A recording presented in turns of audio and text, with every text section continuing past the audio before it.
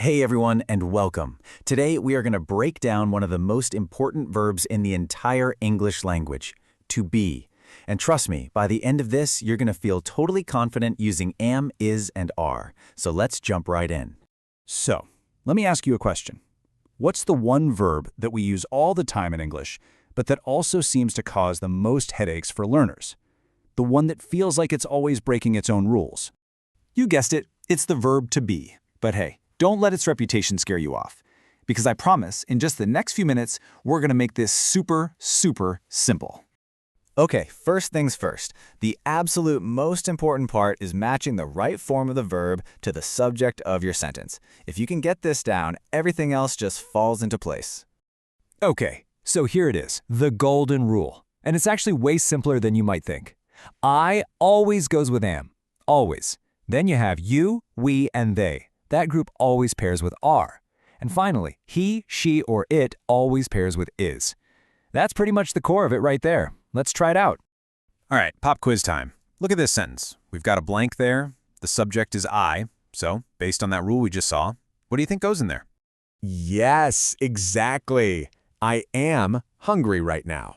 I and am, they're always a pair. See? Simple. Let's try another one. Okay, how about this? Our subject is she.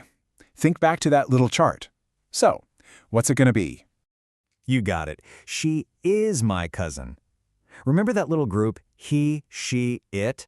They always get is. See? You're totally getting the hang of this. Okay, let's ramp it up just a little bit. My parents.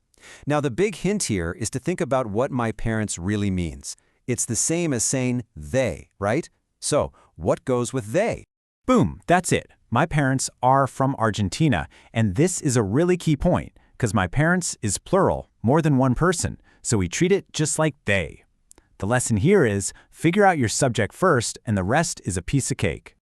All right, you've nailed the basics. So now, let's talk about a little shortcut, a trick that'll make you sound way more natural when you speak. Yep, we're talking contractions. So what on earth is a contraction? Well, it's really simple. It's just a shorter way of saying things. We kind of mash two words together, kick out a letter or two, and stick an apostrophe where they used to be. You hear this all the time in everyday conversation. For example, look here. Instead of saying she is, which is totally correct, you'll almost always hear people say she's. See? We just ditch the I, pop in an apostrophe, and boom, it's faster, it's smoother, it's just more natural. And it's the exact same deal with are. They are turns into their. Just drop that A. It seems like such a small thing, but trust me, it makes a huge difference in how your English flows. Okay, so you've got the positive stuff down, you've got contractions. Time for the last piece of the puzzle today, making things negative. You know, how to say no. And you're gonna love this because it is so easy. It's a two-step process. Step 1, find your to be verb, am, is, or are. Step 2, just drop the word not right after it. Seriously, that's it. That's the whole rule. Okay, check this out. Our positive sentence, he is a good singer. So we find the verb, it's is, and we just slide not in right behind it. He is not a good singer. Simple, right? Totally clear. Let's do one more just to make sure it sticks. We are in the same class. Okay, where's the verb? Are. So what do? We add not.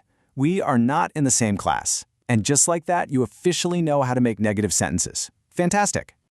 Okay, let's take a second and just look at everything you've mastered in the last few minutes. This is your big takeaway from today.